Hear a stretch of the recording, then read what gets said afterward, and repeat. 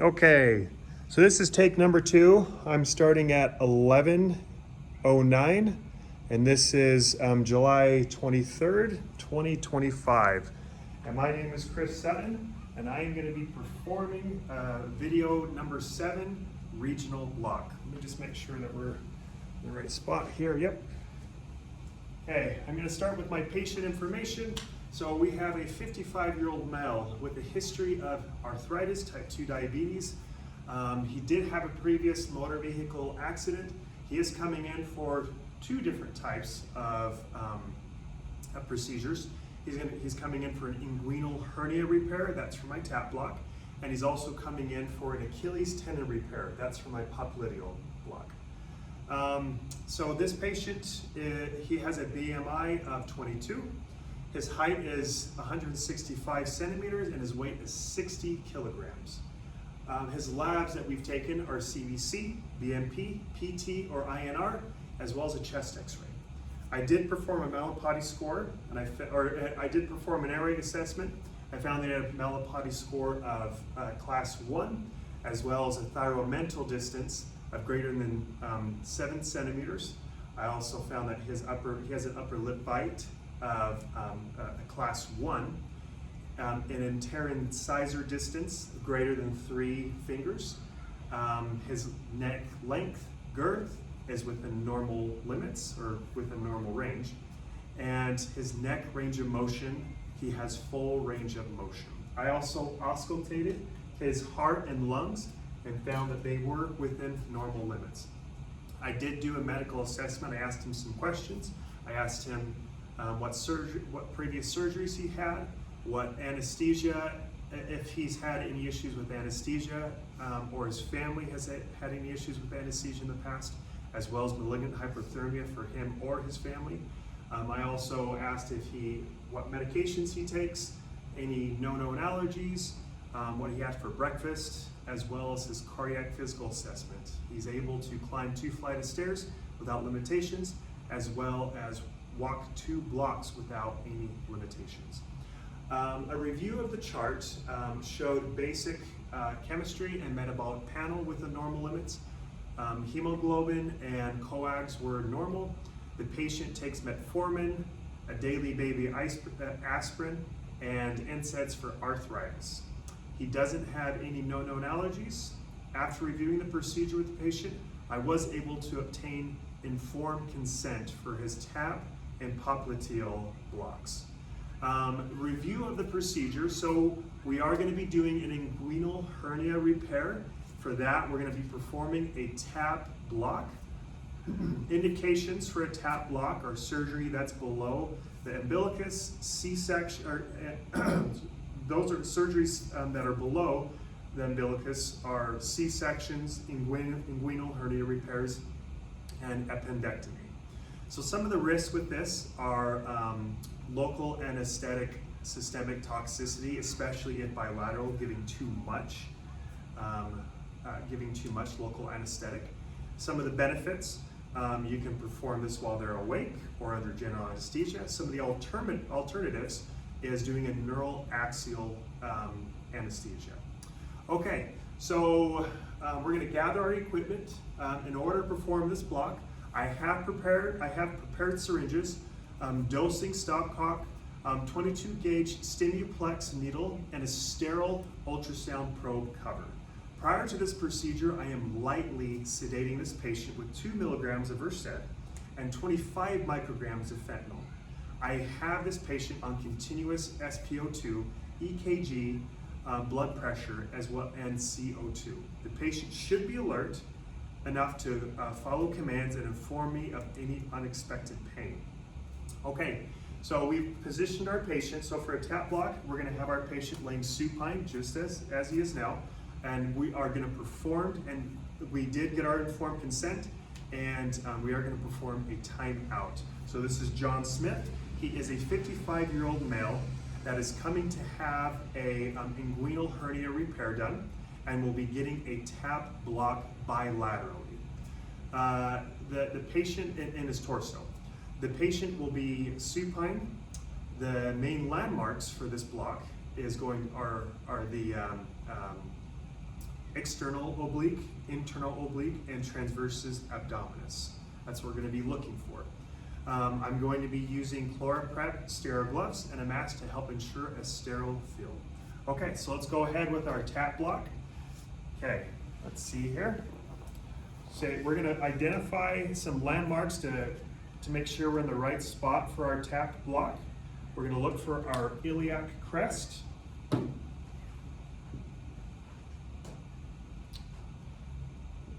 Palpate that, which is right here, and then we're going to go mid-axillary. If you don't mind moving your arm just a little bit, thank you.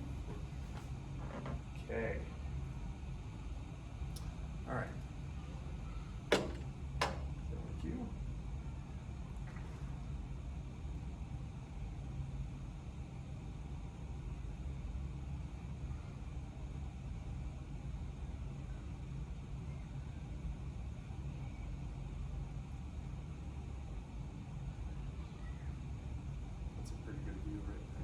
Look, there it is right there.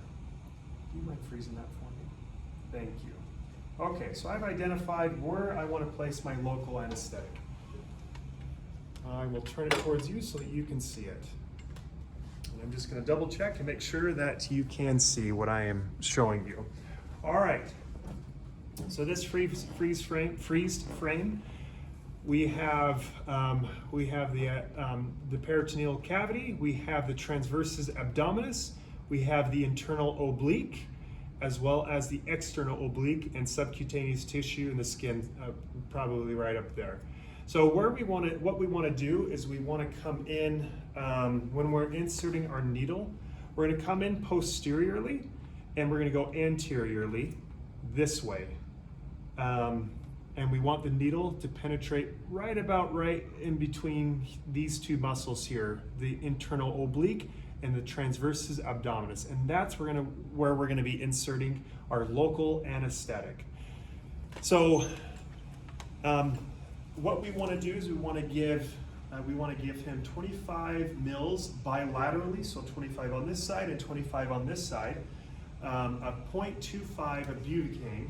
And this was based off of his weight, and I found this based off of 2.5 milligrams per kilogram or 1 mil per kilogram to avoid a toxic dose. And if you want it, you're more than welcome to clean yourself off. And the entire time while I'm inserting that in, I'm going to be aspirating prior to injection, and I'm going to be doing about 5 mil increments, and that would be my tap block. Okay, so now we're going to move over to our next procedure and our next block. Grab my gel here. Okay, so our next procedure is going to be an Achilles tendon repair. So we're going to be performing a popliteal block for this. Some of the indications for popliteal block is anything that's like below the knee repairs, ankle surgeries, ankle tendon repair, and foot surgeries. If you do this in conjunction with an adductor canal block, you may even obtain a complete below knee coverage. Some of the risks with this is you do have a risk of nerve injury. Since there's some vasculature around, you can puncture the vasculature. And you also, again, have the possibility of local anesthetic syndrome toxicity. But some of the benefits of this block is you do preserve motor function, have early mobilization, and that's the major benefit of this block. Okay, so but other alternatives to take into consideration are ankle blocks, if a popliteal can't be done, as well as an IPAC block. So those are some of your alternatives. Okay, so now we are going to look for some landmarks. We're going to look for the popliteal artery, the popliteal vein, biceps femoris, as well as the semitendinosus, semimembranosus, and the bifurcation of the sciatic nerve into the common peroneal and the common tibial nerve.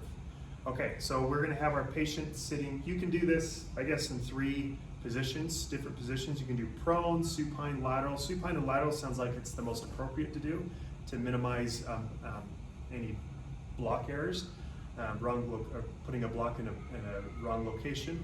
And then we're also going to identify the triangle of the posterior knee where the biceps femoris and the semitendinosus muscle converge.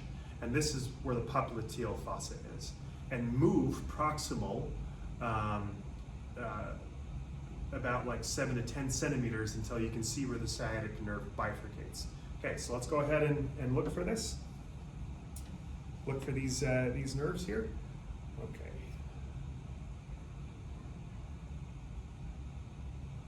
First, I'm just going to look for the popliteal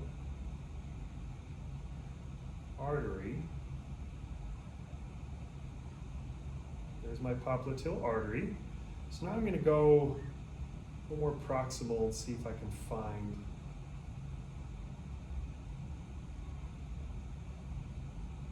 the sciatic, where the sciatic nerve bifurcates.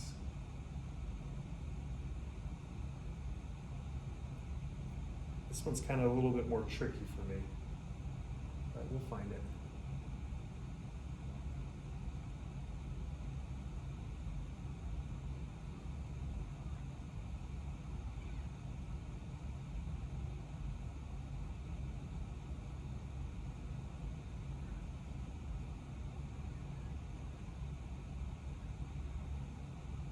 All right, I think I found it right there. Go ahead and freeze that.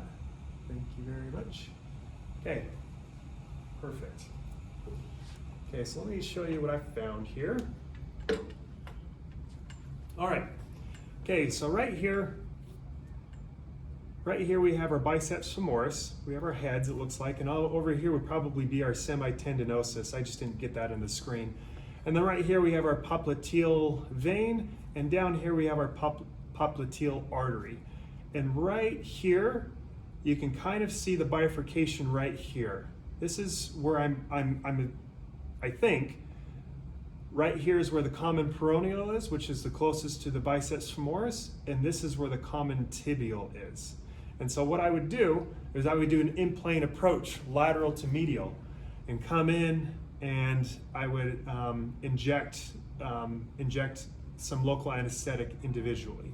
So, and I want you to notice right here where it says 10 centimeters to about where they're at. I'm just going to kind of show you.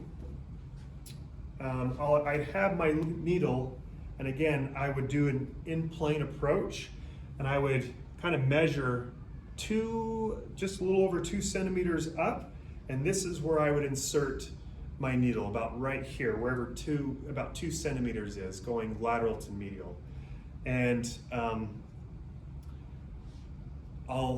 with each nerve, I would insert about 10 mils of 0.375 of Marcaine, and the entire time I would aspirate prior to injection, just to make sure I'm not in any vasculature. And I would probably do this with 5 mil increments. Okay, well that is my presentation, my video for my 2 blocks, TAP and popliteal. Thank you.